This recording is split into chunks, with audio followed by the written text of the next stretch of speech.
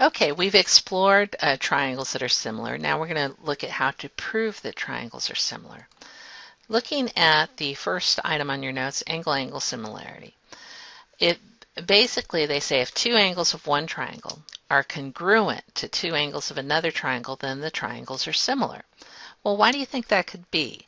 Let's take a look in this example where we're actually going to show that these two triangles are similar. I'm going to find angle A. So I said 52 plus 81 has to add up to 180. And I solve for angle A. Well, okay, 52 plus 81 is 133. And I subtract 133 from both sides, so I get A equals 47. If A is 47, that matches with F.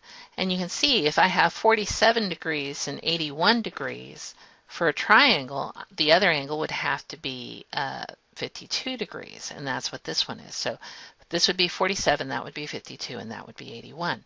So in reality, I have all three angles are congruent because all three have to add up to 180. As you might remember, if you had two angles congruent, that's enough for the third angle theorem. Therefore, since I know that angle A and angle F are congruent, they're both 47. Angle C and angle H are congruent, they're both 52. I actually only need to show two angles because the third angle comes naturally. And therefore I have angle-angle similarity. When I ask for a similarity statement, that's a lot like having a congruent statement, except I use the similarity symbol. So in this instance, I have triangle ABC is similar to triangle FGH. Now another idea we have is side-side-side similarity. If the three sides of one triangle are, before we were doing congruent triangles, but now we're doing similar. Do we need the sides to be exactly the same? No, we don't. We need them to be proportional to the three corresponding sides of the other triangle. Then the triangles are similar. So I'm going to take a look at these two. Here are the corresponding sides, and I've set up a ratio between the corresponding sides. This is really the best way to do it. Then you have, there's DF is to JL, EF is to KL.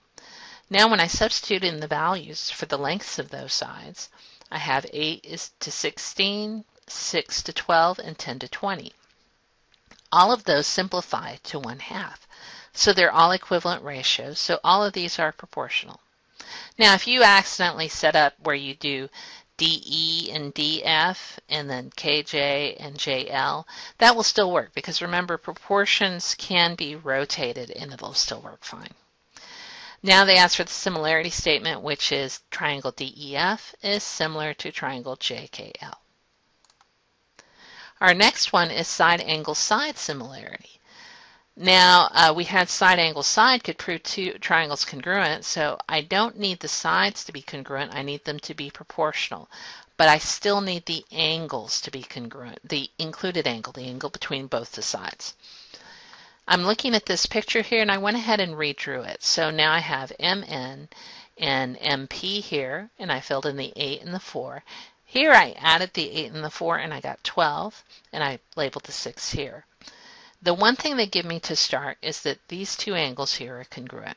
So I'll go ahead and write them out. Angle NMP is congruent to angle RMQ, and that's given to me by the arc marks. Now I'm going to go ahead and look at the ratio, and I'm actually looking at the ratio in the triangle, but remember proportions you can rotate. So I'm looking at 4 to 8, and I get 1/2. Let me look at the other one. 6 to 12, and I get 1/2. Since the ratios are equivalent, then it is proportional. And if they're proportional, then I can claim side angle side similarity. And the last but not least in your notes, it asks for the similarity statement. Make sure that your corresponding letters go together. So it should be MNP is with,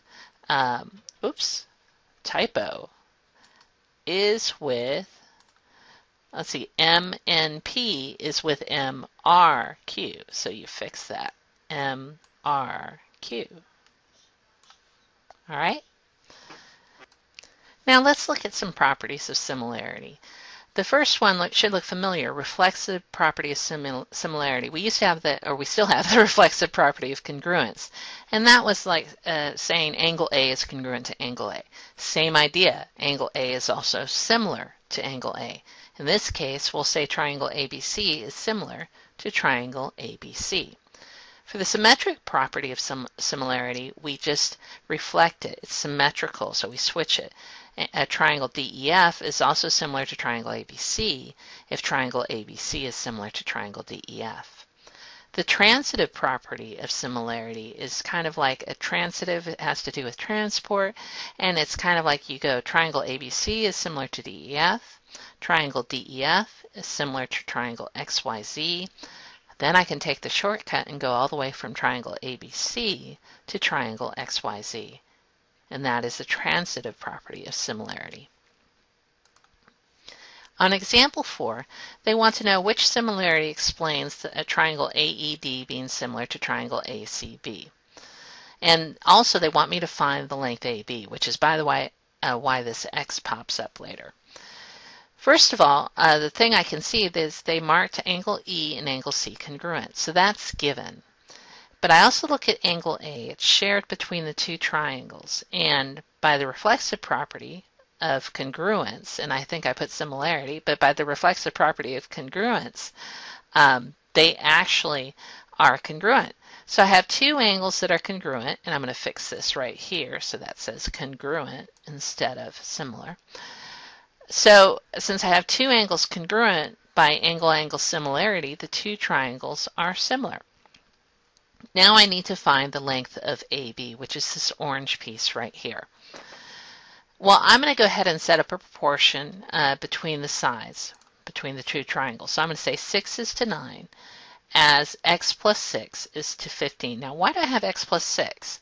Well, I went ahead and put my x on this little piece instead of the whole thing, although I could have done the whole thing.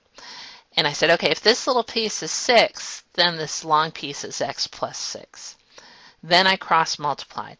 So to cross multiply, again, just to review, you have 6 times 15 is one of the cross products, that's on the left here, is equal to 9 times x plus 6. Once I multiply that out and distribute that 9, I get 90 equals 9x plus 54. Then I set up my equations and I see 90 equals 9x plus 54. Subtract 54 from both sides, I get 36 equals 9x. Well, if 36 equals 9x, then x has to be 4. Therefore, I'm trying to find AB, which is the sum of x plus 6, so I plug in 4 for x, and I get 10. Example 5, they want to know which similarity explains triangle UVW is similar to triangle YXW. Well, first of all, let's take a look. They tell me that these two are parallel. These extra green and the red angle marks, I've added them myself. You can see this one right here I can do right away because those are vertical angles.